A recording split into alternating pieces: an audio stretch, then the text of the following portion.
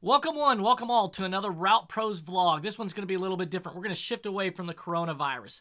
Trey from Spotio gave us a call and asked us if we want to sit down and do kind of a group chat, and we did it on Zoom. And what I thought was really intriguing about this, after I sat back and I watched it a second time, I realized that we're pretty lucky and pretty blessed to be in the industry that we are in. The fact that we can still control our own destiny, the fact that we can still build our own business with or without this virus right now, and do it in such a way that's a lot easier than when other people have it. So sit back and enjoy this kind of Zoom conference call that we had, Mark, Mike, and I joining Trey from Spotio.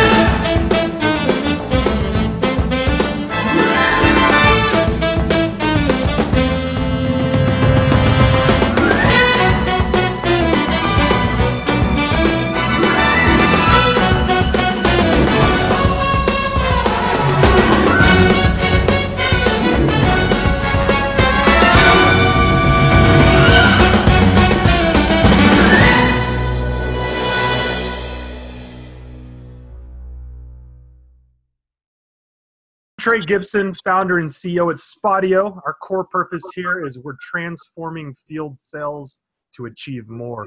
With the coronavirus coming in and basically wiping out the ability of field sales teams to sell face-to-face, this core purpose of ours is taken quite a whole new meaning. So we've come together as a company.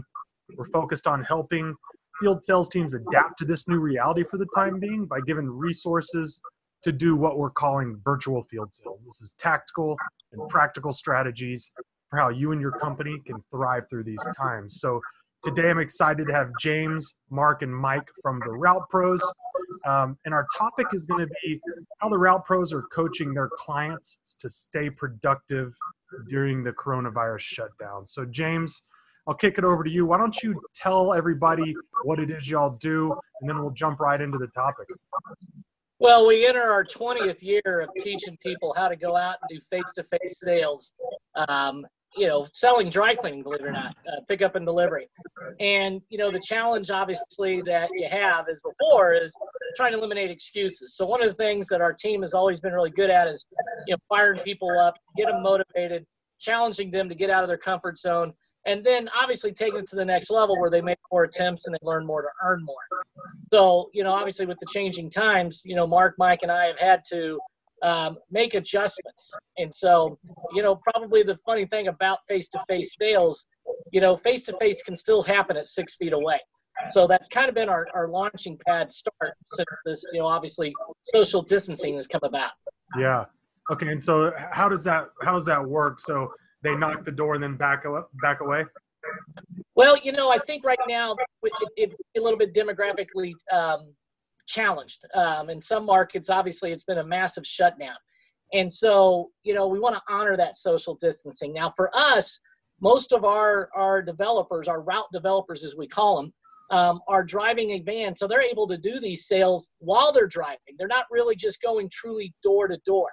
And so where it may take the cherry pick element in there, we're doing a little bit more waves, but we're able to at least stand out. With everybody being outside, we're able to make actually a lot more presentations by bypassing the door knock and seeing them, sitting in their driveway or in their garage or working on their yard or playing with their kids and still honor that social distancing. So I do know that some people, and Mark can probably, take it to the next level there, are working on some door knocks, but we're starting off really by at least getting them to do more cherry picks and, of course, more live presentations.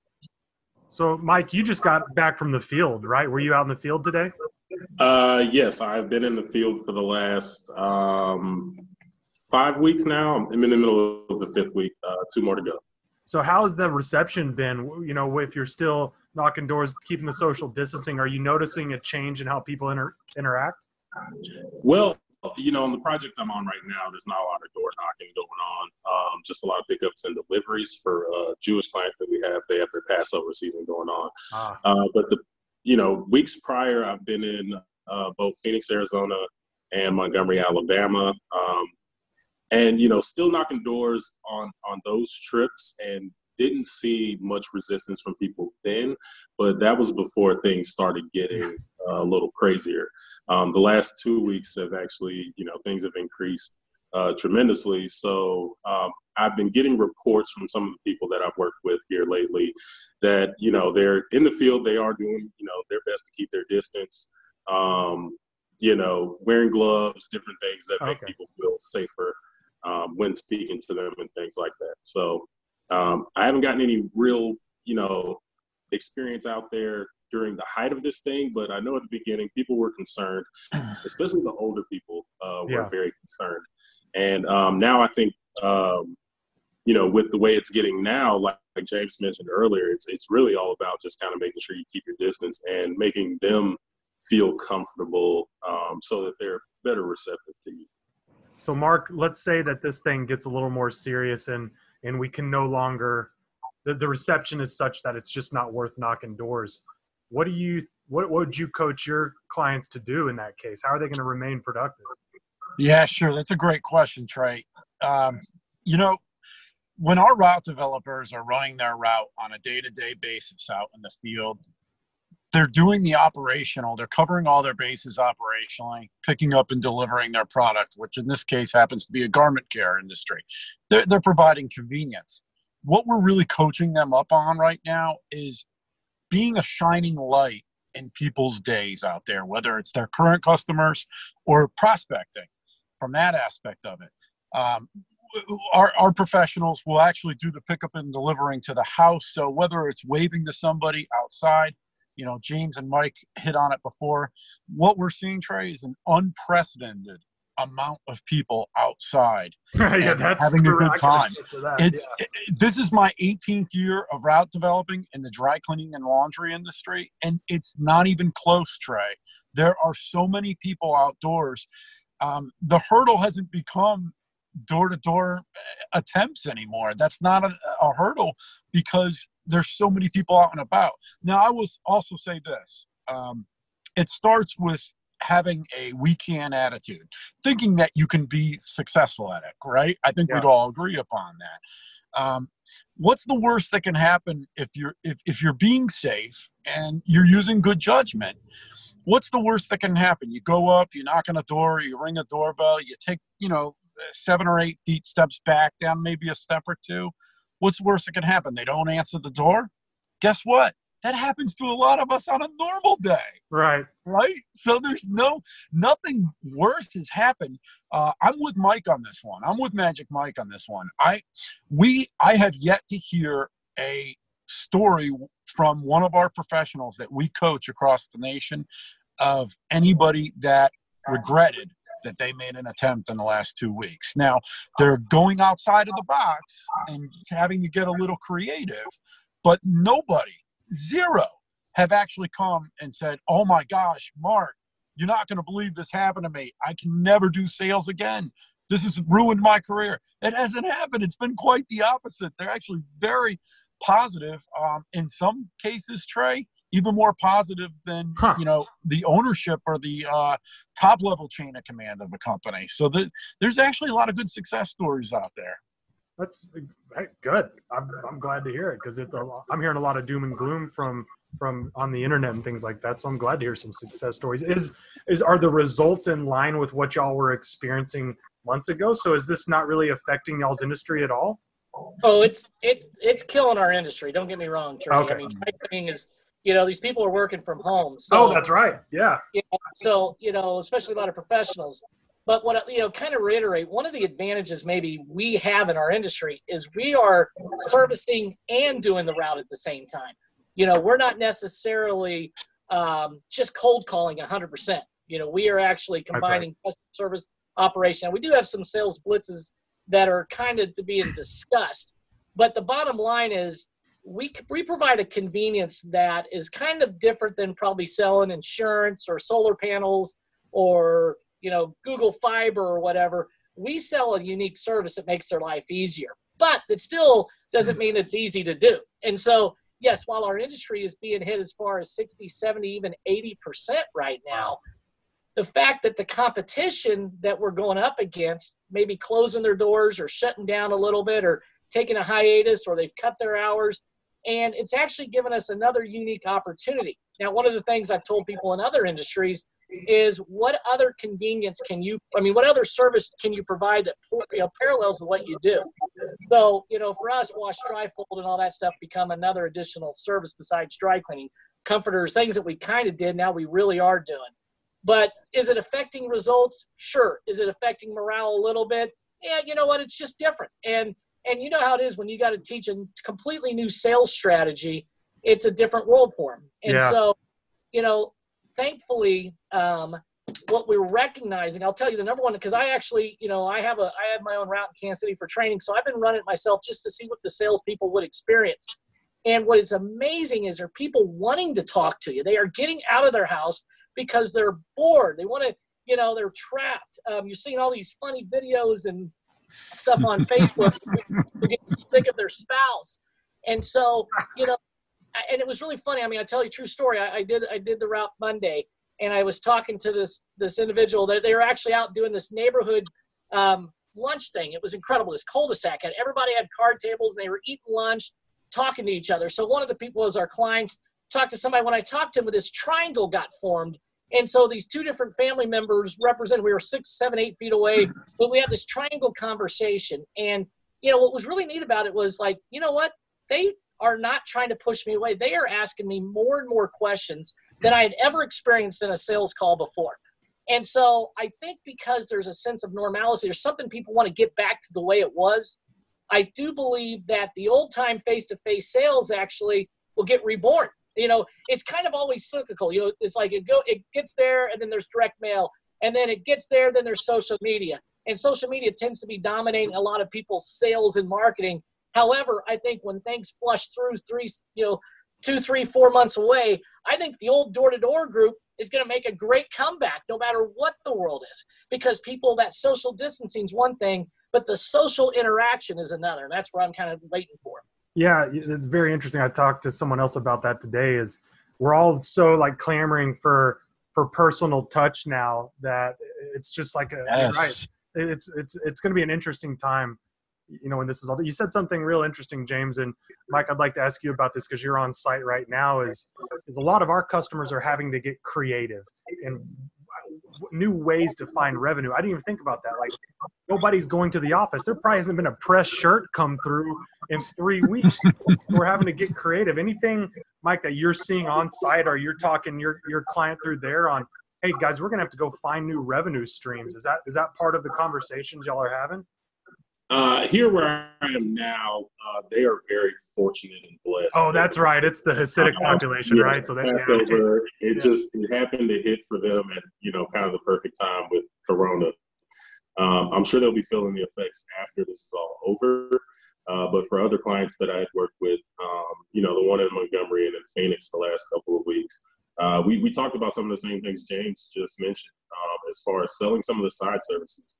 Your wash and fold service, shoe repair or cleaning. A lot of people do cleaning. People do luggage cleaning, different things like that. Whatever you can do to get the business in. But also with Corona going on, another great thing is household items. So bedding, sheets, comforters, blankets, rugs, all that stuff. Anything that's just around the house that someone feels like maybe I came inside and I may have dragged some Corona in with me. This could, let me get this. Drag that Rona in. Yeah. Just bring the lines. And that's actually been the real benefit for dry cleaners is that, we actually have the chemistry and, the water and the presses and the dryers and things get up to a temperature that, we can effectively kill this virus. So, I saw someone post on our Route Press members page yesterday, I believe, 7 bags they picked up from somebody's house of household items, just, blankets and comforters and stuff. And so, yeah, that's been a real benefit. So selling side services right now is really what's doing it for us because, the suits and shirts just aren't coming in like they used to. Yeah, no, that makes sense. And we're seeing that across the board from a lot of our customers and people I've talked to is they're having to get creative on new ways to provide value to their customers. I mean, hell, that's why we're even having this.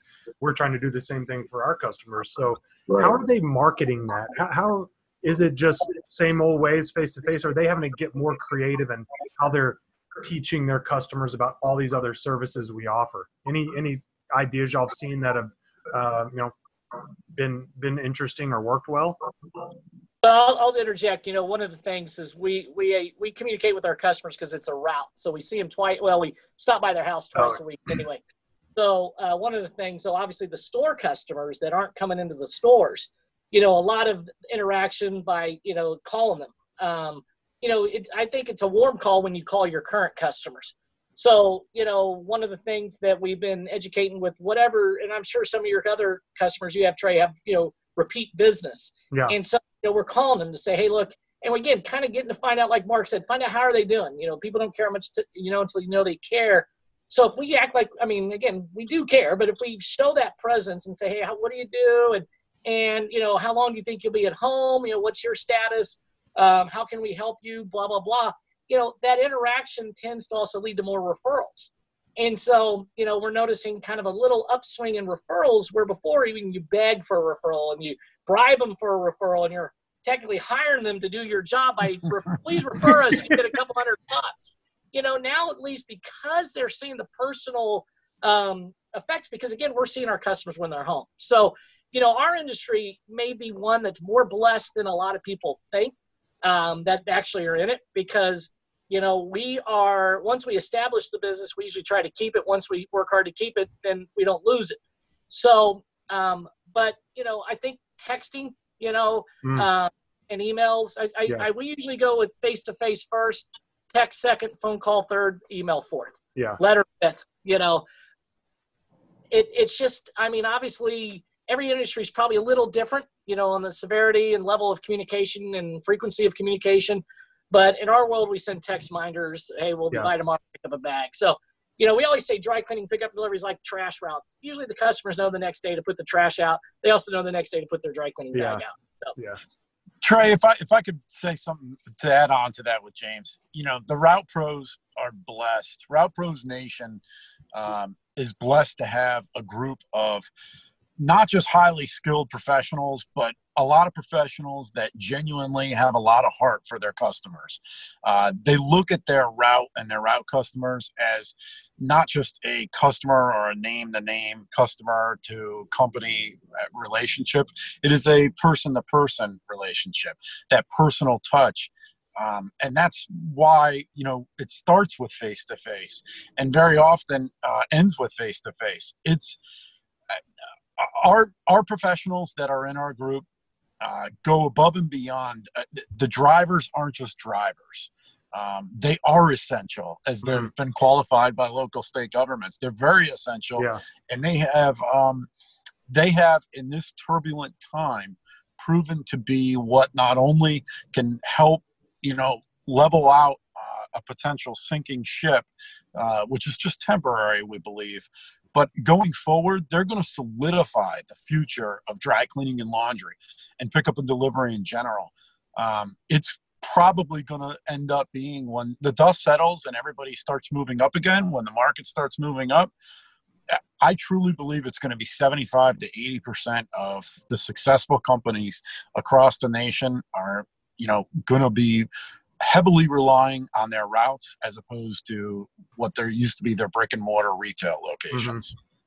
Yeah, we'll definitely see some changes in businesses one way or another. I believe that. James, I got a question for you. So part of sales is hitting numbers, right? And getting new sales, and this whole new environment has come, and it's kind of hard to know what to expect and what to hold accountable. What's your message to the sales managers out there that you're talking to on how to handle this situation with their teams? Is it, hey guys, we got numbers to hit, I don't care coronavirus or not, or what's that message look like to them? Well, I think if you're trying to create the new KPIs out there and you're trying to figure out, okay, attempts versus, follow-ups versus, maybes versus yeses right now. I mean, because of whatever buying decision, whatever. I listened to a guy named Brian Rashid talk today, and he had a really key point on, now when it comes to sales, you've got to find how to make it more relevant, And so, for the short term, we're just trying to figure out what's working, what adjustments. Do we go on the fact that dry cleaning and laundry is, helps kill the coronavirus, because it's cooked at certain temp, all this stuff? Or is it, or we don't cook clothes, but, is it because it's, at 162 degrees? Is it because, we work with, my cat's trying to help me here. Is it because the convenience factor is gone because they're already home and they're not going to be doing dry cleaning anyway? So we then started going after, clean what you snuggle with your family with and one less load of laundry. So, we got to change the relevance first. So, yes, I think the numbers game has been kind of tempered, kind of said, let's just determine, let's not worry about attempts. Let's not worry about results. Let's figure out what's working and then create the new sales numbers. Because we do know this, and sales can, you could be the only player in town selling solar panels, and then in another market, you could have 5 people selling solar panels. You could have Google Fiber versus AT&T versus Spectrum versus this. You could have whatever you're selling. And so I think right now, everybody's just trying to figure out, okay, what are our success stories? And as collectively, we're collecting that data. And we're saying, okay, here's what we did. What is your new closure rate? What is your new follow-up rate? And again, where are we, targeting? Are we targeting more homes? Because now businesses obviously are closed down. Do we adjust our mindset? So I believe the first order of business that we, 2 weeks in, we said, let's take care of our current customers first. Let's figure that out first. Let's see what they're going to do. Yeah. And then, while we're doing it, let's share success stories. And, I think right now, I don't think you could, if you're a sales manager, it would be a little unfair to say you're not hitting your numbers right now, because I don't think there's not enough data to collect your true numbers right now. I agree with that. Yeah, I agree with that. Mark, Mike, any final words you want to say to the sales reps, sales leaders out there to, get them through this, or mindset they should have? Any final words? I'd just like to say to anybody that's out there hustling, doing their thing, make sure you keep your mind right, man. Make sure that you are focused on whatever goal that you set out to accomplish in 2020. Roadblocks happen, things are going to come up, and this is one big one. But you got to keep pushing and keep grinding through, and you'll make it in the end. Nice. Trey, and again, thanks for having us on for this. It's been a lot of fun. I will say this, Mike's right. It starts, the ABCs of selling starts with A, and that stands for attitude. At the beginning of the day and at the end of the day, there's nobody in this world, not a government, not the static and the noise all around us, not COVID-19, that's going to determine the outcome of this day more than the person that looks back when you stand in front of the mirror. Nice. So it's all about how you handle it. If you have the right mindset, you will get through all this mess that is going on right now, and we will shine in the future. Nice. I really feel good about that. Love it. And boy, we appreciate you too, Trey, and the whole Spotio community. Absolutely. So, Mark, where can they find the Route Pros at if people want to learn more about what y'all do? What's the best way to get in touch? Yeah, that's great. We're on basically every social media platform. If you search the Route Pros, easy. If you want to go right to the website, www.theroutepro.com. Got it. Thanks, guys. Appreciate your time. It's very helpful, and good luck out there. We can. Yeah.